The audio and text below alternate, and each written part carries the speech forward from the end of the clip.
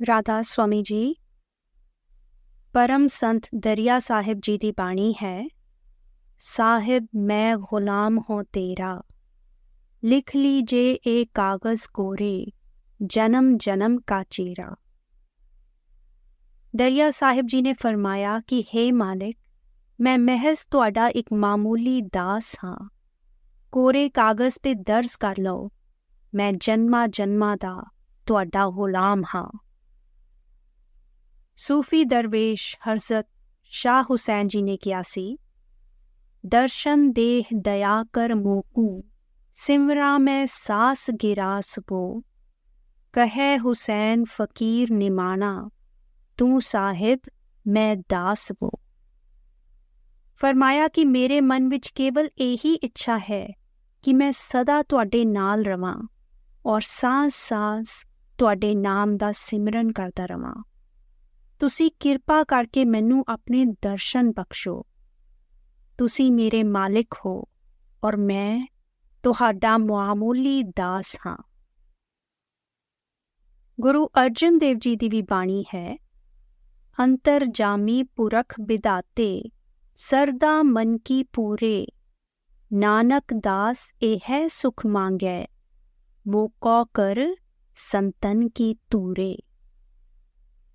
ਫਰਮਾਇਆ ਕਿ ਮੇਰੀ ਇਹ ਇੱਕੋ ਇੱਕ ਖੁਆਹਿਸ਼ ਪੂਰੀ ਕਰ ਦਿਓ। ਤੁਹਾਡਾ ਇਹ ਦਾਸ ਬੇਨਤੀ ਕਰਦਾ ਹੈ ਕਿ ਮੈਨੂੰ ਸੰਤਾਂ ਦੇ ਚਰਨਾਂ ਦੀ ਧੂਲ ਕਰ ਦਿਓ। ਇਹ ਹੈ ਪੂਰਾ ਸਮਰਪਣ ਕਰਨਾ, ਹਉਮੈ ਨੂੰ ਖਤਮ ਕਰਕੇ ਇੱਕ ਦਾਸ ਦਾ ਜੀਵਨ ਅਪਣਾਉਣਾ। ਸੰਤਾਂ ਦੀ ਬਾਣੀ ਵਿੱਚ ਅਕਸਰ ਉਹ ਆਪਣੇ ਆਪ ਨੂੰ ਨੀਚ, ਦੀਨ, ਤੁੱਛ ਕਹਿ ਕੇ ਬੁਲਾਉਂਦੇ ਹੈ, ਜਦ ਕਿ ਉਹ ਉੱਚ ਕੋਟि ਦੀ ਰੂਹਾਨੀਅਤ ਦੇ ਮਾਲਿਕ ਹੁੰਦੇ ਹੈ। ਸੰਤ ਸਮਾਗਮ ਕਿਤਾਬ ਵਿੱਚ ਵੱਡੇ ਮਹਾਰਾਜ ਸਾਵਨ ਸਿੰਘ ਜੀ ਲਿਖਦੇ ਹੈ, ਸੰਤ ਹਮੇਸ਼ਾ ਆਪਣੇ ਨੂੰ ਪਰਮਾਤਮਾ ਦੇ ਦਾਸ ਔਰ ਨੌਕਰ ਬੁਲਾਉਂਦੇ ਹੈ। ਇਹ ਉਹਨਾਂ ਦੀ ਨਿਮਰਤਾ ਹੈ। ਉਹਨਾਂ ਦੀ ਗਰਿਮਾ ਔਰ ਮਹਾਨਤਾ ਐਸੇ ਬੋਲਣਾ ਜ਼ਰਾ ਵੀ ਘਟਦੀ ਨਹੀਂ। ਸੰਸਾਰੀ ਲੋਕਾਂ ਨੂੰ ਹਲੀਮੀ ਔਰ ਨਿਮਰਤਾ ਦਾ ਮਤਲਬ ਹੀ ਨਹੀਂ ਪਤਾ। ਮੌਲਾਨਾ ਰੂਮ ਜੀ ਨੇ ਕਿਹਾ ਸੀ, ਰੂਹਾਨੀਅਤ ਦੀ ਰਾਹ ਤੇ ਦੀਨਤਾ ਹੀ ਤਰੱਕੀ ਹੈ। ਸਾਡੇ ਅੰਦਰ ਦੀਨਤਾ, ਹਲੀਮੀ ਔਰ ਨਿਮਰਤਾ ਭਰਨ ਲਈ ਸੰਤ ਸਾਡੇ ਅੱਗੇ ਮਿਸਾਲ ਖੜੀ ਕਰਦੇ ਹੈ ਕਿ ਕਿਸ ਤਰ੍ਹਾਂ ਤਨ, ਮਨ, ਧਨ ਔਰ ਆਤਮਾ ਦਾ ਪੂਰਨ ਸਮਰਪਣ ਕਰਨਾ ਚਾਹੀਦਾ ਹੈ। ਧਰਤੀ ਉੱਤੇ ਸਵਰਗ ਕਿਤਾਬ ਵਿੱਚ ਲਿਖਿਆ ਹੈ ਕਿ ਜਦੋਂ ਮੌਜੂਦਾ ਸਤਿਗੁਰੂ ਬਾਬਾ ਜੀ ਦੀ ਦਸਤਾਰਬੰਦੀ ਦਾ ਸਮਾਂ ਸੀ, ਤਾਂ ਆਪਣੇ ਅਭਿਸ਼ੇਕ ਵੇਲੇ ਬਾਬਾ ਜੀ ਨੇ ਖੁਦ ਨੂੰ ਸਤਿਗੁਰੂ ਔਰ ਸੰਗਤ ਦਾ ਦਾਸ ਕਹਿ ਕੇ ਸੰਬੋਧਿਤ ਕੀਤਾ ਸੀ। ਬਾਬਾ ਜੀ ਦੇ ਉਹ ਦਿਲ ਝੰਜੋੜ ਕੇ ਰੱਖ ਦੇਣ ਵਾਲੇ ਅਲਫਾਜ਼ ਮਹਿਜ਼ ਲਫ਼ਜ਼ ਹੀ ਨਹੀਂ ਸੀ। ਉਹਨਾਂ ਨੇ ਵਾਕਈ ਆਪਣੀ ਸਾਰੀ ਜ਼ਿੰਦਗੀ ਸੰਗਤ ਦੀ ਸੇਵਾ ਵਿੱਚ ਅਰਪਿਤ ਕਰ ਦਿੱਤੀ ਔਰ ਇੰਨੇ ਸਾਲਾਂ ਵਿੱਚ ਉਹਨਾਂ ਨੇ ਲਗਾਤਾਰ ਖੁਦ ਨੂੰ ਮਹਾਰਾਜ ਜੀ ਦਾ ਦਾਸ ਔਰ ਸੰਗਤ ਦਾ ਸੇਵਾਦਾਰ ਬੁਲਾਇਆ ਹੈ। ਬਾਬਾ ਜੀ ਨੇ ਸਾਨੂੰ ਸਿਖਾਇਆ ਹੈ ਕਿ ਸੇਵਾ ਕਿਸ ਭਾਵ ਨਾਲ ਕਰਨੀ ਚਾਹੀਦੀ ਹੈ। ਹੁਜ਼ੂਰ ਮਹਾਰਾਜ ਜੀ ਦੇ ਵਚਨ ਹੈ, ਸਭ ਤੋਂ ਮਹਾਨ ਉਹ ਹੈ ਜੋ ਸਭ ਦਾ ਦਾਸ ਹੈ। ਸਭ ਦੇ ਨਿਮਾਣੇ ਦਾਸ ਬਣ ਕੇ, ਯਾਨੀ ਸਭ ਦੀ ਸੇਵਾ ਕਰਕੇ ਹੀ ਅਸੀਂ ਸਤਿਗੁਰੂ ਨੂੰ ਮੂੰਹ ਦਿਖਾਉਣ ਦੇ ਕਾਬਿਲ ਬਣ ਸਕਦੇ ਹਾਂ। ਉਹਨਾਂ ਦੀ ਖੁਸ਼ੀ ਸਾਡੀ ਹਲੀਮੀ ਵਿੱਚ ਡੁੱਬੀ ਸੇਵਾ ਵਿੱਚ ਹੈ। ਪਰ ਸਾਡੇ ਮਨ ਵਿੱਚ ਇਹ ਲਫ਼ਜ਼ ਇੱਕ ਬੁਰਾ ਛਾਪ ਛੱਡਦਾ ਹੈ, ਦਾਸ, ਗੁਲਾਮ। ਸਾਡੇ ਅੰਦਰ ਖਿਆਲ ਉੱਠਦੇ ਹੈ, ਸਾਨੂੰ ਸੇਵਾ ਕਰਨ ਦੀ ਕੀ ਜ਼ਰੂਰਤ ਹੈ? ਅਸੀਂ ਐਨੇ ਅਹੁਦੇ ਵਾਲੇ ਲੋਕ ਹਾਂ, ਦਾਸ ਤਾਂ ਦੂਰ ਦੀ ਗੱਲ ਹੈ, ਅਸੀਂ ਦੂਜਿਆਂ ਦੇ ਸੇਵਕ ਕਿਉਂ ਬਣੀਏ? ਅਸੀਂ ਆਪਣੀ ਸੋਚ ਨੂੰ ਮਟੀਰੀਅਲ ਵਰਲਡ ਤੋਂ ਉੱਪਰ ਚੱਕ ਕੇ ਸੰਸਾਰ ਦੇ ਹਰ ਜੀਵ ਦਾ ਸੇਵਕ ਬਣਨਾ ਹੈ। ਵੱਡੇ ਮਹਾਰਾਜ ਜੀ ਦੇ ਵਚਨ ਹੈ, ਸਾਨੂੰ ਉਸ ਪਰਮਾਤਮਾ ਦੀ ਸੇਵਾ ਕਰਨੀ ਚਾਹੀਦੀ ਹੈ ਜਿਸ ਨੇ ਇਹ ਸਾਰਾ ਸੰਸਾਰ ਬਣਾਇਆ ਹੈ ਔਰ ਸਾਨੂੰ ਜੀਵਨ ਦਿੱਤਾ ਹੈ, ਕਿਉਂਕਿ ਉਸ ਦੀ ਸੇਵਾ ਨਾਲ ਹੀ ਅਸੀਂ ਉਸ ਦੇ ਦਰਬਾਰ ਵਿੱਚ ਅਸਲੀ ਮਾਣ ਪਾ ਸਕਦੇ ਹਾਂ। 84 ਦੇ ਜੇਲ੍ਹਖਾਨੇ 'ਚੋਂ ਨਿਕਲਣ ਦਾ ਇੱਕੋ ਇੱਕ ਰਸਤਾ ਸੇਵਕਾਂ ਕੋਲ ਹੈ। ਪਰਮਾਤਮਾ ਦੀ ਸੇਵਾ ਇਹ ਸਰੀਰ ਕਰ ਨਹੀਂ ਸਕਦਾ। ਸਤਿਗੁਰੂ ਸਾਡੇ ਤੋਂ ਬਹੁਤ ਦੂਰ ਰਹਿੰਦੇ ਹੈ। ਇਸ ਕਰਕੇ ਅਸੀਂ ਸੰਗਤ ਦੀ ਸੇਵਾ ਕਰਦੇ ਹਾਂ। ਸੰਗਤ ਦੀ ਸੇਵਾ ਕਰਕੇ ਅਸਲ ਵਿੱਚ ਅਸੀਂ ਖੁਦ ਦੀ ਸੇਵਾ ਕਰਦੇ ਹਾਂ, ਕਿਉਂਕਿ ਸੇਵਾ ਨਾਲ ਸਾਡਾ ਕਣ-ਕਣ ਪਵਿੱਤਰ ਹੁੰਦਾ ਜਾਂਦਾ ਹੈ। ਅਸੀਂ ਨਿਮਾਣੇ ਹੁੰਦੇ ਜਾਂਦੇ ਹਾਂ। ਸਾਡਾ ਅੰਦਰੂਨੀ ਪਰਿਵਰਤਨ ਹੁੰਦਾ ਹੈ। ਵੱਡੇ ਮਹਾਰਾਜ ਜੀ ਦੇ ਸਮੇਂ ਦੀ ਗੱਲ ਹੈ। ਜਦੋਂ ਵੱਡੇ ਮਹਾਰਾਜ ਜੀ ਸਿਕੰਦਰਪੁਰ ਜਾਇਆ ਕਰਦੇ ਸੀ ਤਾਂ ਉਹ ਔਰ ਕਾਫੀ ਤਾਦਾਦ ਵਿੱਚ ਸਤਸੰਗੀ ਸਰਦਾਰ ਹਰਬੰਸ ਸਿੰਘ ਔਰ ਉਹਨਾਂ ਦੀ ਪਤਨੀ ਮਾਤਾ ਸ਼ਾਮ ਕੌਰ ਦੇ ਮਹਿਮਾਨ ਬਣ ਕੇ ਰਹਿੰਦੇ ਸੀ। ਕਈ ਵਾਰੀ 200 ਤੱਕ ਸੰਗਤ ਹੋ ਜਾਂਦੀ ਸੀ। ਮਾਤਾ ਸ਼ਾਮ ਕੌਰ ਖੁਸ਼ੀ-ਖੁਸ਼ੀ ਸਵੇਰੇ 3 ਵਜੇ ਉੱਠ ਕੇ ਸਾਰਿਆਂ ਲਈ ਦੁੱਧ ਚਾਹ ਬਣਾਉਂਦੇ ਸੀ।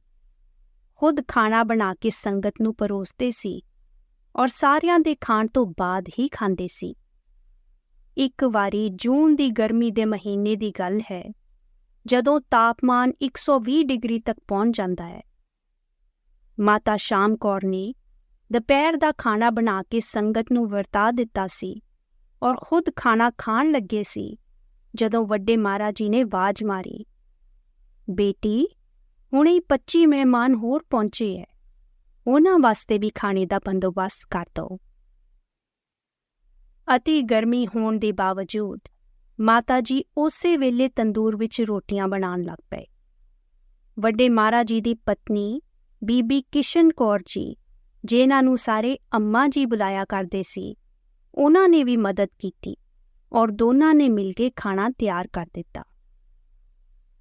ਜਦੋਂ ਤੱਕ ਸਭ ਦਾ ਖਾਣਾ ਖਤਮ ਹੋਇਆ, ਉਦੋਂ ਤੱਕ 4 ਵੱਜ ਗਏ ਸੀ।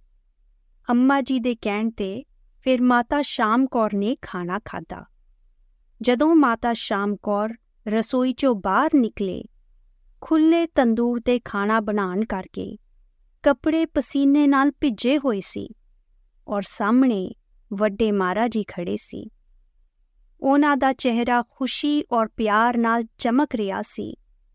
ਵੱਡੇ ਮਹਾਰਾਜ ਜੀ ਨੇ ਥਪਥਪਾ ਕੇ ਮਾਤਾ ਜੀ ਨੂੰ ਕਿਹਾ, ਮੇਰੀ ਬੇਟੀ, ਮੈਂ ਤੁਹਾਡੀ ਪਿਆਰ ਭਰੀ ਸੇਵਾ ਨਾਲ ਬਹੁਤ ਖੁਸ਼ ਹਾਂ। ਬਾਬਾ ਜੀ ਮਹਾਰਾਜ ਦੀ ਦਇਆ ਔਰ ਬਖਸ਼ਿਸ਼ ਸਦਾ ਤੁਹਾਡੇ ਨਾਲ ਰਹੇਗੀ। ਮਾਤਾ ਸ਼ਾਮ ਕੌਰ ਦੀ ਉਸ ਵੇਲੇ ਦੀ ਹਾਲਤ ਦੀ ਅਸੀਂ ਕਲਪਨਾ ਕਰ ਸਕਦੇ ਹਾਂ। ਸਤਿਗੁਰੂ ਦੇ ਇਹਨਾਂ ਅਲਫਾਜ਼ ਨੇ ਉਹਨਾਂ ਦੀ ਸਾਰੀ ਥਕਾਨ ਮਿਟਾ ਦਿੱਤੀ ਹੋਏਗੀ। ਸੰਗਤ ਦੀ ਸੇਵਾ ਕਰਕੇ ਅਸੀਂ ਸਤਿਗੁਰੂ ਦੀ ਪਿਆਰ ਭਰੀ ਮੁਸਕਾਨ ਦੇ ਹੱਕਦਾਰ ਬਣ ਜਾਂਦੇ ਹਾਂ। ਉਸ ਇੱਕ ਪਲ ਦੀ ਮੁਸਕਾਨ ਲਈ ਸਾਰੀ ਜ਼ਿੰਦਗੀ ਦੀ ਸੇਵਾ ਵੀ ਜਾਇਜ਼ ਹੈ। ਸੇਵਾ ਪਿਆਰ ਔਰ ਭਗਤੀ ਭਾਵ ਨਾਲ ਕਰਨੀ ਚਾਹੀਦੀ ਹੈ। ਸੇਵਾ ਅਸੀਂ ਜਿੰਨਾ ਨਿਮਾਣੇ ਹੋ ਕੇ ਕਰਾਂਗੇ, ਓਨਾ ਹੀ ਅੱਛਾ ਹੈ। ਸੇਵਾ ਵਿੱਚ ਕੋਈ ਵੱਡਾ ਛੋਟਾ ਨਹੀਂ ਹੁੰਦਾ। ਜਿਸ ਤਰ੍ਹਾਂ ਦੀਵਾਰ ਦੀ ਹਰ ਇੱਟ ਜ਼ਰੂਰੀ ਹੈ ਦੀਵਾਰ ਦੇ ਖੜੇ ਰਹਿਣ ਲਈ, ਸੇਵਾ ਵਿੱਚ ਹਰ ਇੱਕ ਸੇਵਾਦਾਰ ਬਰਾਬਰ ਦਾ ਯੋਗਦਾਨੀ ਹੈ। ਸੇਵਾ ਅਸੀਂ ਅਹੁਦੇ ਪਾਉਣ ਲਈ ਨਹੀਂ ਕਰਨੀ, ਹਲੀਮੀ ਲਿਆਉਣ ਲਈ ਕਰਨੀ ਹੈ। ਜਲਾਲ-ਉਦ-ਦੀਨ ਰੂਮੀ ਜੀ ਨੇ ਕਿਹਾ ਸੀ ਕਿ ਅਸੀਂ ਭੇੜਾਂ ਚਰਾਉਣ ਵਾਲੇ ਚਰਵਾਹਾ ਨਹੀਂ ਬਣਨਾ। ਸਾਨੂੰ ਕੀ ਲੋੜ ਹੈ ਦੂਜਿਆਂ 'ਤੇ ਹੁਕਮ ਚਲਾਉਣ ਦੀ। ਜਿੰਨਾ ਜ਼ਿਆਦਾ ਅਸੀਂ ਲੀਡਰ ਬਣਨ ਦੀ ਕੋਸ਼ਿਸ਼ ਕਰਾਂਗੇ, ਓਨੇ ਹੀ ਪਰਦੇ ਸਾਡੀ ਜਾਗ੍ਰਿਤੀ ਵਿੱਚ ਰੁਕਾਵਟ ਬਣ ਕੇ ਖੜੇ ਹੋ ਜਾਣਗੇ। ਇਸ ਕਰਕੇ ਸੇਵਾ ਵਿੱਚ ਸਾਡਾ ਇਹ ਮੰਤਵ ਨਹੀਂ ਹੋਣਾ ਚਾਹੀਦਾ ਕਿ ਅਸੀਂ ਜਥੇਦਾਰ ਬਣ ਜਾਈਏ ਜਾਂ ਲੋਕ ਸਾਡੀ ਵਾਹ-ਵਾਹ ਕਰਨ। ਸੇਵਾ ਵਿੱਚ ਜਿੰਨੀਆਂ ਸਾਡੀਆਂ ਜ਼ਿੰਮੇਦਾਰੀਆਂ ਵੱਧਦੀਆਂ ਹੈ, ਓਨਾ ਹੀ ਸਾਨੂੰ ਹੋਰ ਜ਼ਿਆਦਾ ਨਿਮਾਣਾ ਹੋਣਾ ਚਾਹੀਦਾ ਹੈ। ਸਭ ਦੀ ਸੇਵਾ ਪ੍ਰੇਮ ਔਰ ਸ਼ਰਧਾ ਭਾਵ ਨਾਲ ਕਰਨੀ ਚਾਹੀਦੀ ਹੈ, ਕਿਉਂਕਿ ਹਰੇਕ ਵਿੱਚ ਪਰਮਾਤਮਾ ਦਾ ਵਾਸ ਹੈ। ਇਸੇ ਕਰਕੇ ਤੁਲਸੀ ਸਾਹਿਬ ਜੀ ਨੇ ਕਿਹਾ ਸੀ, तुलसी या संसार में सबसे मिलिए धाए, ना जाने किस रूप में नारायण मिल जाएं। ਕਿਸੇ ਦੀ ਨਿੰਦਾ ਕਰਨੀ ਆਸਾਨ ਹੈ, ਸਰਾਹਨਾ ਕਰਨੀ ਮੁਸ਼ਕਿਲ। ਦੂਸਰਿਆਂ ਵਿੱਚ ਦੋਸ਼ ਲੱਭਣਾ ਆਸਾਨ ਹੈ, ਸੇਵਾਦਾਰ ਦੀ ਪਦਵੀ ਦਾ ਫਾਇਦਾ ਉਠਾਉਣਾ ਆਸਾਨ ਹੈ, ਆਗਿਆ ਦਾ ਪਾਲਨ ਕਰਨਾ ਮੁਸ਼ਕਿਲ। ਸੇਵਾਦਾਰਾਂ ਨੂੰ ਮੁਸ਼ਕਿਲ ਰਸਤੇ ਦਾ ਚੁਣਾਵ ਕਰਨਾ ਚਾਹੀਦਾ ਹੈ। ਹੁਜ਼ੂਰ ਮਹਾਰਾਜ ਜੀ ਨੇ ਕਿਹਾ ਸੀ, ਸਾਨੂੰ ਖੁਦ ਨੂੰ ਇੱਕ ਜ਼ਰੀਆ ਸਮਝ ਕੇ ਉਸ ਪ੍ਰਭੂ ਦੇ ਅੱਗੇ ਸਮਰਪਣ ਕਰਨਾ ਚਾਹੀਦਾ ਹੈ, ਤਾਂ ਕਿ ਉਹ ਆਪਣੀ ਮੌਜ ਵਿੱਚ ਜਿੱਦਾਂ ਚਾਹੇ ਸਾਡਾ ਇਸਤੇਮਾਲ ਕਰੇ। ਇਹ ਜ਼ਿੰਦਗੀ ਇੱਕ ਬਹੁਤ ਵੱਡੀ ਦਾਤ ਹੈ। ਸਾਨੂੰ ਅਹਿਸਾਸ ਹੀ ਨਹੀਂ ਕਿ ਅਸੀਂ ਕਿਸ ਦੀ ਮੌਜੂਦਗੀ ਵਿੱਚ ਸੰਸਾਰ ਵਿੱਚ ਵਿਚਰ ਰਹੇ ਹਾਂ। ਉਹ ਕੌਣ ਹੈ ਜੋ ਸਾਡੇ ਸਾਹਮਣੇ ਖੜੀ ਹੈ? ਆਪਣੇ ਇੰਤਹਾਈ ਖੁਸ਼ਹਾਲ ਵਾਸ ਨੂੰ ਛੱਡ ਕੇ ਸਾਰੀ ਕਾਇਨਾਤ ਦੇ ਮਾਲਿਕ ਪਰਮ ਪਰਮਾਤਮਾ ਸੰਤਾਂ ਦੇ ਰੂਪ ਵਿੱਚ ਧਰਤੀ ਤੇ ਉਤਰਦੇ ਹੈ। ਸੰਸਾਰ ਦੀਆਂ ਸਭ ਦੁੱਖ ਤਕਲੀਫਾਂ ਦੇ ਵਿੱਚ ਸਿਰਫ ਸੰਗਤ ਦੀ ਖਾਤਰ। ਉਹਨਾਂ ਦਾ ਇਸ ਵਿੱਚ ਆਪਣਾ ਕੋਈ ਨਿੱਜੀ ਸਵਾਰਥ ਨਹੀਂ ਹੁੰਦਾ। ਸਤਿਗੁਰੂ ਆਪਣੀ ਸਾਰੀ ਜ਼ਿੰਦਗੀ ਸੰਗਤ ਨੂੰ ਸਿੱਖਿਆ ਦੇਣ ਵਿੱਚ ਲਗਾ ਦਿੰਦੇ ਹੈ, ਸਮਝਾਉਂਦੇ ਹੈ ਕਿ ਸਿੱਖਿਆ ਨੂੰ ਅਮਲ ਵਿੱਚ ਕਿੱਦਾਂ ਲਿਆਉਣਾ ਹੈ, ਸਿਰਫ ਇਸ ਮਕਸਦ ਲਈ ਕਿ ਅਸੀਂ ਆਪਣੇ ਪਰਮ ਧਾਮ ਲੌਟ ਸਕੀਏ। ਉਹ ਕੋਈ ਕਸਰ ਨਹੀਂ ਛੱਡਦੇ ਸੰਗਤ ਨੂੰ ਜਗਾਉਣ, ਸਿਖਾਉਣ ਔਰ ਰਸਤਾ ਦਿਖਾਉਣ ਵਿੱਚ।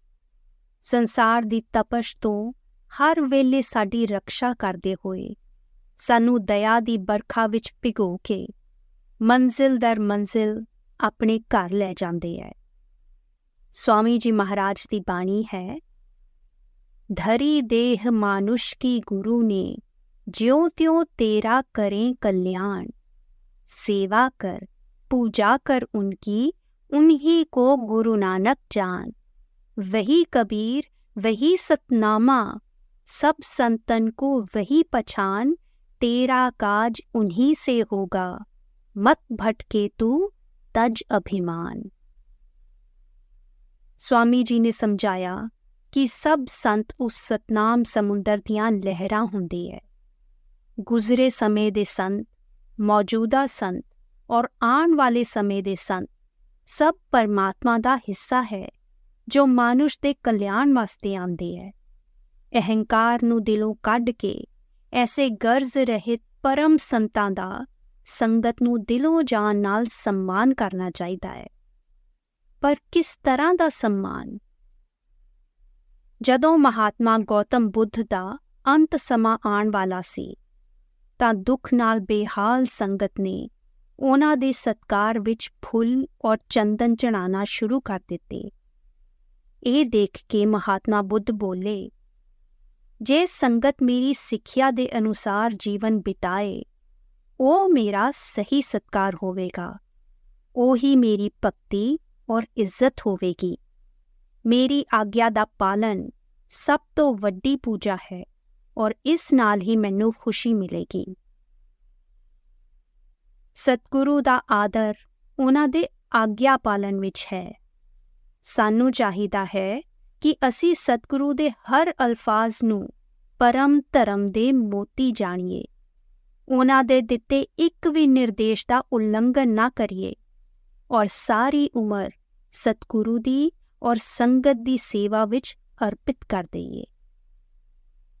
कबीर साहिब जी ने फरमाया सी, सेवक सेवा में रहे, सेवक कहिए सोए, कहे कबीर सेवा बिना, सेवक कबहू ना होए।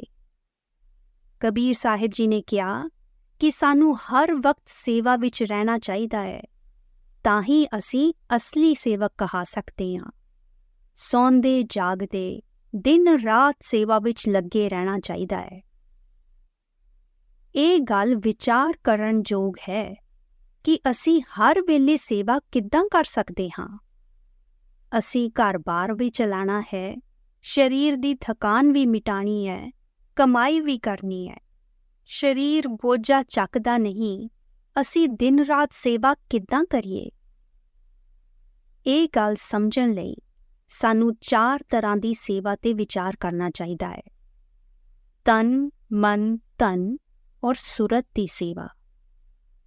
ਤਨ ਦੀ ਸੇਵਾ ਔਰ ਧਨ ਦੀ ਸੇਵਾ ਅਸੀਂ ਆਸਾਨੀ ਨਾਲ ਸਮਝ ਸਕਦੇ ਹਾਂ, ਔਰ ਜਿੰਨਾ ਸਾਡੇ ਤੋਂ ਹੋ ਸਕੇ ਅਸੀਂ ਖੁਸ਼ੀ ਨਾਲ ਸੇਵਾ ਕਰ ਸਕਦੇ ਹਾਂ। ਪਰ ਇਹਨਾਂ ਦੋ ਤਰ੍ਹਾਂ ਦੀ ਸੇਵਾ ਵਿੱਚ ਅਸੀਂ ਸੀਮਿਤ ਰਹਿੰਦੇ ਹਾਂ, ਹਰ ਵੇਲੇ ਨਹੀਂ ਕਰ ਸਕਦੇ। ਜ਼ਰੂਰੀ ਇਹ ਹੈ ਕਿ ਸਾਡੇ ਮਨ ਦਾ ਝੁਕਾਵ ਸੇਵਾ ਵੱਲ ਹੋਵੇ। ਇਹਦਾ ਮਤਲਬ ਇਹ ਨਹੀਂ ਕਿ ਅਸੀਂ ਦਿਮਾਗ ਲਗਾ ਕੇ ਸੇਵਾ ਕਰਨੀ ਹੈ। ਮਨ ਦੀ ਸੇਵਾ ਦਾ ਮਤਲਬ ਸਮਝਾਉਂਦੇ ਹੋਏ ਵੱਡੇ ਮਹਾਰਾਜ ਜੀ ਨੇ ਗੁਰਮਤਿ ਸਿਧਾਂਤ ਕਿਤਾਬ ਵਿੱਚ ਲਿਖਿਆ ਹੈ, ਸਤਿਗੁਰੂ ਦੀ ਸੇਵਾ ਤਾਂ ਹੀ ਫਲਦਾਇਕ ਹੁੰਦੀ ਹੈ ਜੇ ਉਹ ਏਕਾਗਰ ਚਿੱਤ ਨਾਲ ਕੀਤੀ ਜਾਵੇ, ਜਿਸ ਨਾਲ ਮਨ ਦੀ ਏਕਾਗਰਤਾ ਬਣਦੀ ਹੈ। ਉਸ ਸੇਵਕ ਨੂੰ ਸਭ ਕੁਝ ਹਾਸਿਲ ਹੋ ਜਾਂਦਾ ਹੈ ਜੋ ਭਗਤੀ ਭਾਵ ਨਾਲ ਔਰ ਹਉਮੈ ਨੂੰ ਕੱਢ ਕੇ ਸਤਿਗੁਰੂ ਦੀ ਆਗਿਆ ਦਾ ਪਾਲਨ ਕਰਦਾ ਹੈ, ਜੋ ਮਨ ਦੇ ਵਿਚਾਰਾਂ ਨੂੰ ਵਸ਼ ਵਿੱਚ ਕਰਦਾ ਹੈ ਔਰ ਸਤਿਗੁਰੂ ਅੱਗੇ ਸਮਰਪਣ ਕਰ ਦਿੰਦਾ ਹੈ। ਜੋ ਸੇਵਕ ਮਨ ਨੂੰ ਵਸ਼ ਕਰ ਲੈਂਦਾ ਹੈ, ਯਾਨੀ ਮਨ ਦੀ ਭਟਕਣਾ ਨੂੰ ਰੋਕ ਕੇ ਮਨ ਨੂੰ ਸਥਿਰ ਕਰ ਲੈਂਦਾ ਹੈ, ਏਕਾਗਰਤਾ ਹਾਸਿਲ ਕਰ ਲੈਂਦਾ ਹੈ, ਉਹ ਮਨ ਦੀ ਸੇਵਾ ਕਰਦਾ ਹੈ ਔਰ ਪੂਰਨ ਸਮਰਪਣ ਕਰ ਦਿੰਦਾ ਹੈ।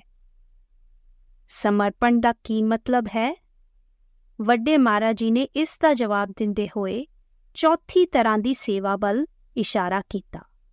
ਫਰਮਾਂਦੇ ਹੈ, ਕੋਈ ਪੂਰੀ ਤਰ੍ਹਾਂ ਸਮਰਪਣ ਸਿਰਫ ਸਤਿਗੁਰੂ ਦੀ ਦਇਆ ਨਾਲ ਔਰ ਰੂਹਾਨੀ ਅਭਿਆਸ ਨਾਲ ਕਰ ਸਕਦਾ ਹੈ। ਰੂਹਾਨੀ ਅਭਿਆਸ ਦਾ ਮਤਲਬ ਹੈ ਸ਼ਬਦ ਨੂੰ ਸੁਣਨਾ। ਇਹ ਹੀ ਸੁਰਤ ਦੀ ਸੇਵਾ ਹੈ।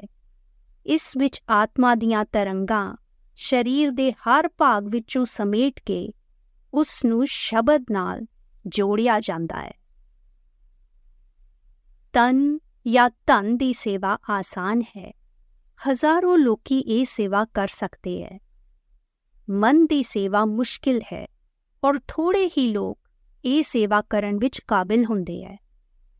ਪਰ ਸੁਰਤ ਦੀ ਸੇਵਾ ਸਭ ਤੋਂ ਮੁਸ਼ਕਿਲ ਹੈ ਔਰ ਕੋਈ ਵਿਰਲਾ ਹੀ ਆਤਮਾ ਨਾਲ ਸੇਵਾ ਕਰਦਾ ਹੈ।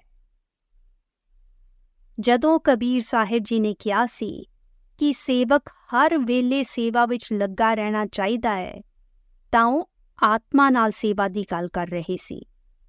ਸੁਰਤ ਦੀ ਸੇਵਾ ਅਸੀਂ 24 ਘੰਟੇ ਕਰ ਸਕਦੇ ਹਾਂ। ਕਿੱਦਾਂ? ਅਸੀਂ ਧਿਆਨ ਨੂੰ ਇਕੱਠਾ ਕਰਕੇ ਮਨ ਤੇ ਕਾਬੂ ਪਾ ਕੇ ਮਨ ਨਾਲ ਸੇਵਾ ਕਰਦੇ ਹੋਏ ਸੁਰਤ ਨੂੰ ਸ਼ਬਦ ਨਾਲ ਜੋੜ ਕੇ ਆਤਮਾ ਦੀ ਸੇਵਾ ਕਰ ਸਕਦੇ ਹਾਂ। ਇਹ ਸੇਵਾ ਜਵਾਨ ਬਜ਼ੁਰਗ ਕੋਈ ਵੀ ਕਰ ਸਕਦਾ ਹੈ। ਇਹ ਸੇਵਾ ਸਾਡੇ ਸਾਰੇ ਕੰਮਾਂ ਤੋਂ ਜ਼ਿਆਦਾ ਜ਼ਰੂਰੀ ਹੈ। ਆਤਮ ਗਿਆਨ ਕਿਤਾਬ ਵਿੱਚ ਸਰਦਾਰ ਬਹਾਦਰ ਜੀ ਇੱਕ ਚਿੱਠੀ ਵਿੱਚ ਲਿਖਦੇ ਹੈ, ਸਭ ਤੋਂ ਬੇਸ਼ਕੀਮਤੀ ਸੇਵਾ ਉਹ ਹੈ ਜਿਹੜੀ ਸ਼ਿਸ਼ ਦੀ ਮਦਦ ਕਰੇ, ਔਰ ਉਹ ਹੈ ਸੁਰਤ ਸ਼ਬਦ ਦੀ ਸੇਵਾ, ਸ਼ਬਦ ਧੁਨ ਦੀ ਭਗਤੀ। ਦੂਸਰਿਆਂ ਦੀ ਮਦਦ ਕਰਨਾ ਅੱਛੀ ਗੱਲ ਹੈ, ਪਰ ਪੂਰੀ ਤਰ੍ਹਾਂ ਨਾਲ ਕਿਸੇ ਦੀ ਮਦਦ ਕਰਨਾ ਤਾਂ ਹੀ ਸੰਭਵ ਹੈ ਜੇ ਅਸੀਂ ਐਸਾ ਕਰਨ ਦੇ ਕਾਬਿਲ ਹੋਈਏ, ਯਾਨੀ ਅਸੀਂ ਰੂਹਾਨੀਅਤ ਵਿੱਚ ਤਰੱਕੀ ਕੀਤੀ ਹੋਵੇ। ਸਾਡੇ ਭਜਨ ਸਿਮਰਨ ਦੀ ਰਾਹ ਵਿੱਚ ਕੁਝ ਵੀ ਖੜਾ ਨਹੀਂ ਹੋਣਾ ਚਾਹੀਦਾ। ਕਿਸੇ ਵੀ ਸ਼ਿਸ਼ ਨੂੰ ਦੁਨੀਆ ਦੇ ਕੰਮਾਂ ਵਿੱਚ ਇੰਨਾ ਨਹੀਂ ਖੁੱਭਣਾ ਚਾਹੀਦਾ ਕਿ ਉਸ ਦੇ ਭਜਨ ਵਿੱਚ ਵਿਘਨ ਪਏ ਜਾਂ ਮਨ ਦੇ ਸੰਤੁਲਨ 'ਤੇ ਅਸਰ ਹੋਏ। ਅਸੀਂ ਸੰਸਾਰ ਵਿੱਚ ਰਹਿਣਾ ਹੈ, ਰਿਸ਼ਤੇ ਵੀ ਨਿਭਾਣੇ ਹੈ, ਪਰ ਸੁਰਤ ਦੀ ਸੇਵਾ ਨੂੰ ਨਿਗਲੈਕਟ ਨਹੀਂ ਕਰਨਾ। ਅਸੀਂ ਸੁਰਤ ਦੀ ਸੇਵਾ ਕਰਾਂਗੇ ਤਾਂ ਆਪਣੇ ਆਪ ਹੀ ਹਰ ਤਰ੍ਹਾਂ ਦੀ ਸੇਵਾ ਵੀ ਕਰ ਸਕਾਂਗੇ।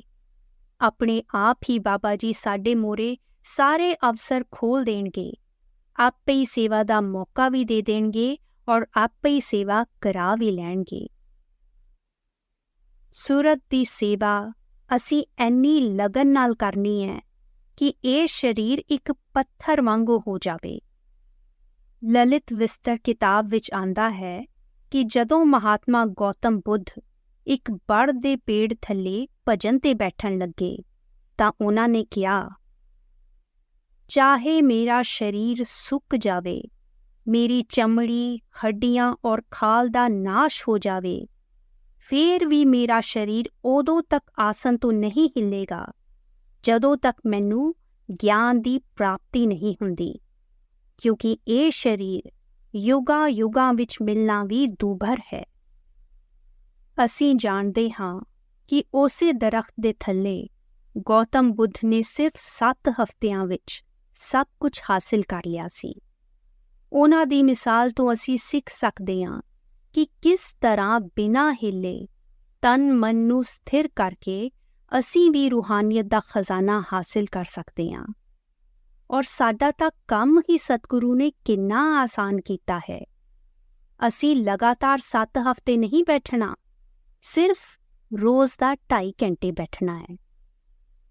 ਸੇਵਾਦਾਰ ਅਸੀਂ ਸਾਰੇ ਹਾਂ, ਚਾਹੇ ਸਾਡਾ ਬਿੱਲਾ ਬਣਿਆ ਹੋਵੇ ਚਾਹੇ ਨਾ, ਕਿਉਂਕਿ ਆਤਮਾ ਨਾਲ ਸੇਵਾ ਦਾ ਮੌਕਾ ਸਾਨੂੰ ਸਾਰਿਆਂ ਨੂੰ ਬਖਸ਼ਿਆ ਗਿਆ ਹੈ। ਪਰ ਸੇਵਾ ਲਈ ਪਹਿਲਾਂ ਸਾਨੂੰ ਸਰੀਰ ਦੇ ਮੋਹ ਤਿਆਗਣੇ ਪੈਣਗੇ। ਸੰਤ ਕਬੀਰ ਸਾਹਿਬ ਜੀ ਨੇ ਕਿਹਾ ਸੀ, ਕਬੀਰ ਗੁਰ ਸਭ ਕੋ ਚਾਹੈ, ਗੁਰ ਕੋ ਚਾਹੈ ਨਾ ਕੋਏ, ਜਬ ਲਗ ਆਸ ਸਰੀਰ ਕੀ, ਤਬ ਲਗ ਦਾਸ ਨਾ ਹੋਏ।